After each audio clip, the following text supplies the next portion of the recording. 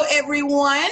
It is Anika at Perry News. I have a very special guest today with us. Now, you may have noticed when I upload this, let me just go ahead and put this disclaimer out. We decided to switch the order. So on the other video, you may hear, okay, next episode, this is the next episode, but this is going to get uploaded first. Because anybody knows I do things out of the box. So just make sure you watch both episodes with our special guest. Go ahead and introduce yourself. Hey everybody, I am KeAndrea Rivers. I'm an educator, sister, friend, daughter, and a podcast host. I host the Dining Room Table podcast. You can find me on Instagram and Twitter at DR Table Talks. Yes, y'all make sure y'all go follow her, show her some love. And make sure at the end, she'll go over her social media network. So make sure you go there as well. So the big discussion has been next school year. What is going to happen? Parents are concerned about COVID, the numbers picking up. Here in this last week, we've heard about the numbers picking up. So they're concerned about face-to-face. They're concerned about doing 100% virtual at home simply because of the magnitude of effort that it takes. And then you have the hybrid model. So let's discuss this from an educator perspective. Let's start with face-to-face. Concerns there. So I guess I'll talk about concerns for me personally. I just feel like it's too soon, but if they say you got to go back,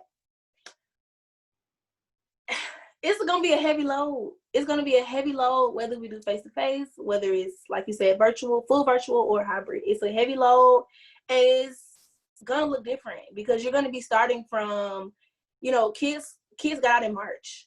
And so that's half of a school year that they, didn't get. Well, I guess virtual learning, but y'all, just be real, Right. So, like, it's going to be heavy.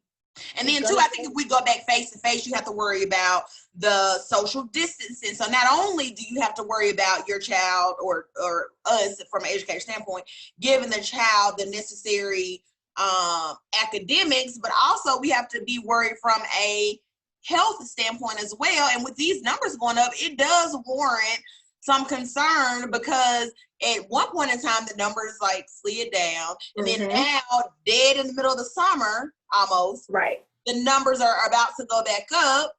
And so now we have to be concerned with the fall approaching, what is going to happen. So that is your face-to-face. Now, virtual, we all know about virtual. And I don't know if I'm sort of biased to doing face-to-face because virtual, I feel like it was, hey, we're at school Monday, Wednesday, we're not there. The next Monday, we're kicking off virtual. I don't know if I'm sort of biased because of the lack of prep time I don't want to say the lack of prep time because it makes it seem like we didn't do an efficient job. I think under the circumstances that we had, I think virtual worked well. But what are your thoughts regarding virtual? Well, I honestly think that you were right on the money when you said prep time. Like literally, you didn't have no time. And so what you provided and what you gave was what you could give because that's just what it is. I hear like a lot of stories from my colleagues, like maybe they just may not have been good at it. Just, being honest, I didn't go to school to be a virtual educator. I didn't take, instructional technology. Well, not me personally, but other colleagues. So I think it's just like everybody was kind of trying to figure it all out at one time. And so there may have been some spaces where teachers, being real, dropped the ball. There may be spaces where the students dropped the ball because they, again, their attention spans are like this sometimes. So you want them to do watch a video, maybe answer questions. It just looked different. And I know too, there are concerns too, regarding tech and internet, which hopefully, if the need is to go virtual this second time around, hopefully some of those kinks are worked out And hopefully from an expectation standpoint, the expectations of teachers and the expectations of parents are somewhat more realistic. So, and then you have the hybrid model, which is kind of like an AB day. Student one may go Monday, Wednesday, and Friday of week one. Student two will go Tuesday and Thursday, and then flip flop the next week. That is the model that I must say I do not like, because I have to worry about the kids at home. I have to worry about the kids coming to school. I have to worry about if this mom puts her son on the bus on the wrong day, how is he going to get home? How is that going to affect social distancing? So it's a lot, to say the least. Yeah, and I think also just with both models except the virtual, teachers, like, we're human as well. So while we are in charge of, loving our students and making sure they're safe, we want to be safe too. And it's just like, how can we do that? Because we don't know where students are coming from, like, the different home settings and where they've been. And you kind of like, you're thinking about all of those things while you are in charge of making sure that these students are safe, they're happy, they're healthy, and they're most of all learning.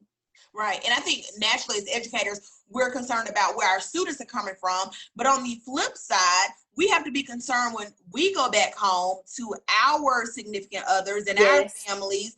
What are we transmitting back home? Mm-hmm. So that is of concern as well. Like, I know I'm an educator, but that doesn't mean that it comes at the expense of my health. If that you're invincible and you right, especially corona. Right, exactly. Especially when a lot of educators may have some underlying issues. Medication that I currently take makes me more susceptible to the flu. So if flu season comes and we're in school, and it would be a lot, to say the least. So, I know they're giving parents options, but I want to know, what options do teachers have as far as how to go forward? It's interesting because I haven't heard any. Like I said earlier, Cobb County is doing they're allowing the parents to choose whether they want to do face-to-face or they want to do full-on virtual. Honestly, I feel like teachers don't have a choice. It's kind of like whatever your school system says, whatever your principal is mandating, you kind of got to roll with it. This sounds like the military to me. Yeah. Now that I think about it. It sounds just like the military. You don't have a choice. So because this is what you signed up for. Not really, but this is what you signed up for. Right. That's interesting that you say that. I don't think the educators have a choice. You just kind of got to roll with it. And I was seeing WSB-TV, that's the news station here in Atlanta, for those who may not know. They are the ones who rolled out the Cobb County information. And so I clicked, being nosy. And there was an educator who is in Cobb County. They hadn't gotten the news yet. She found out about it on Twitter. Oh, wow. So she's like, wow, I wish that, our system would have told us before I found out on Twitter. And I'm just like, here we go. Right. Here we go. And I think my district is releasing their plans tomorrow, but I know Clayton County has released. Clayton County is doing a hybrid model. So I'm curious to see what my district is going to do in terms of moving forward. But let's change the conversation really quick, maybe dedicate 2 to 3 minutes on parental involvement. Now, it's going to be paramount that whether we go back to school face-to-face, whether we do hybrid, or whether we do virtual, parent involvement is something that cannot be understated. Because of the simple fact that, and I think all parents need to know this, nobody advocates for your child like you. Let me say that again. Nobody advocates for your child like you. There are some wonderful educators, such as us, but then you also have to realize that within every profession, there are those individuals that need a little support.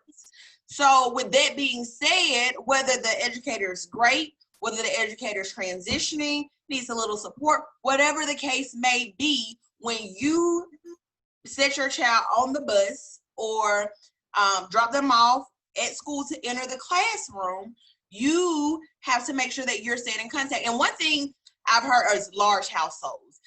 Parents with multiple kids, and they are overwhelmed with their children. rightfully so, and they don't really know what to do. So my recommendation for that is perhaps reach out to the teachers. So say, for instance, you have like 5 kids and they all go to the same school, even different schools. Just reach out to the teachers and tell them to open house, like, hey, you know, parenting is a little overwhelming. Last year it took a toll, and I just believe that, hey, one single contact day per week would be more efficient as opposed to reaching out to me every single day of the week. So just let all of your kids' teacher know that, hey, Wednesdays is my day. If he's acted up the last week, or if he has some incomplete assignments, if there's anything I need, please just let me know every Wednesday, as opposed to teacher 1 or teacher 2 reaching out on Monday, Wednesday. You got teacher 3 reaching out on Wednesdays. Imagine the overload. And that's a suggestion not only for educators. Research your students and see if they do have siblings, and you and that teacher maybe can coordinate to introduce a plan. What do you think? Yeah, I love what you said, especially about the collaboration piece. Y'all, homeschool involvement is important. That's why they send those, like, the folders, you know, homeschool connection, the planners, homeschool connection, the class dojo, homeschool. Like, you can go down the list of, there are multiple ways. So I'll say, one, like, use whatever method works best for you. So if phone calls don't work for you, please just communicate that with the teacher. Because the thing about it is, we get frustrated when we are unable to contact you at all. You know, like, I call, I send a message, I send a letter in the planner, and it's nothing. But really, you pick up your child every day at school. So if you think maybe I can come outside and talk to you in the pickup line, if that works best for you, let me know that. So then maybe, like you said, on Wednesdays, I'll come out. Hey, everything's going good, or, you know what I'm saying? Like, work with us, communicate, because you're not the only parent. Your child is not the only child. Yes, we love all of them equally, and then too, keep in mind, we are educators, but when we go home, we have our own families, own children, own lives. Like, we're all human. Right, and it's important to have together. And one thing I learned as an educator is balance. Like, my first 3 years, it was nothing for me to stay at school till 8 o'clock or 9 o'clock at night. But now, whenever earliest dismissal time, I'm getting in my car and I'm rolling, and hopefully without taking my computer home, because I feel like that is important, because statistics show 50% of teachers leave within the first 5 years. So is it 50%? Yeah, I think it's 50% of teachers. I'll statistically check that in the comments. But leave within the first 5 years. And so to me, when I noticed that I was getting a little overwhelmed, I said, you know what? I got to nip this in the bud. I didn't pay all this money to go to school for nothing. So now my balance is, when I'm home, I'm home. I don't work from home. I don't do none of that. But let's go back to, so what suggestions can we give single parents? Because single parents are important too. Yes, they are. Love y'all. Find, or try to find, parents, other single parents. You guys can form a support group. You guys can, like, kind of talk to each other. I think also, again, communicating that with the teachers, because, you know, we don't always know. And you gave a good point, you know, research your students. But again, sometimes some things go under the radar. So just please, you know, communicate whatever it is, and allow us to help in some way. And I also want to touch on, like, really quickly, like, homework projects and stuff like that. If there is a time where you don't have it, or you can't do it, or whatever the case is, also communicate that, because y'all, we want to help. Like, we do this for a living. We love your kids. We love, like, seeing those light bulb moments go off. But if we don't know, we can't help.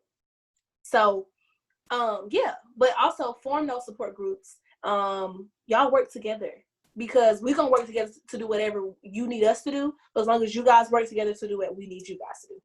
Right. And it is so simple, but yet it's so complicated. So hopefully this upcoming school year, there can be some changes made to not only make it smooth, because from an educator standpoint, as you stated, we have not only do we have to teach next year's content, we have to roll back and make sure that last year's content is secure. And just from a statistical standpoint, when it comes to reading, so being out for the summer alone can regress the student 2 months. So imagine being out since March, how much regression could possibly occur, but we won't know until we return. Right. But I definitely believe that next year will be great. And whatever method is chosen by the district, one thing I've learned in my 33 years of living is don't harp on anything you can't change. Right. So whatever comes out, just roll with the punches, communicate with the teachers. If you decide to do virtual, if that's an option, or face-to-face, if that's an option as well, if there's some uncomfortability there, communication is key. It's just that simple. If you don't communicate, because you have to think from an educator standpoint, especially since I switch classes, I have over 40 kids. So of course you want to be attentive to every single student, but there are times, naturally, I'm human, I'm one person.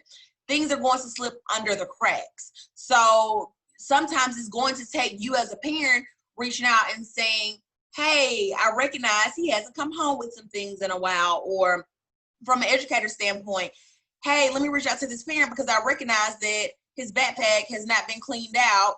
We're in December. It hasn't been cleaned out since August. Yeah. So just communication on both ends. Any last things you want to add?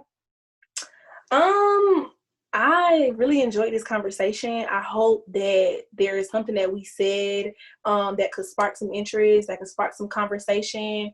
Please share this conversation. Talk about it. Ask us questions. We want to talk to y'all. We want to hear what you got to say. Thank you for the opportunity. And don't forget, shout out your your communicate.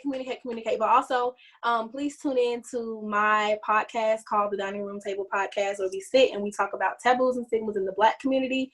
You can find me at DR Table Talks on Instagram and on Twitter. Yay. Well, thank you so much for joining me today. Absolutely. I am going to immediately, once we're done here, upload it so that everyone can see.